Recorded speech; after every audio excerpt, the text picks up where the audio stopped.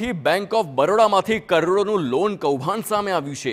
Bogus document બનાવી કરોડોની loan મંજૂર કરી હોવાનો આરોપ છે। બેંકના બે પૂર્વ કર્મચારી અન્ય બે લોકોની મિલીભગત હોવાની આશંકા છે। બેંકના તત્કાલીન બ્રાન્ચ મેનેજર હિતેશ ગલચર અને રમેશ જાવિયા પર છેતરપિંડીનો આરોપ છે। 24 લોકોના ખોટા દસ્તાવેજના પુરાવાના આધારે બેંક સાથે છેતરપિંડી કરાઈ હતી અને બેંકના રિજનલ હેડે ઘોઘા રોડ પોલીસ મથકમાં આ સમગ્ર મામલે પોલીસ ફરિયાદ નોંધાવી છે। તો 24 લોન ધારક, બે બેંક કર્મચારી અને બે વચેટિયા સામે પોલીસ ફરિયાદ થઈ છે। લોન કૌભાંડમાં પોલીસે 4 આરોપીઓની ધરપકડ કરી છે।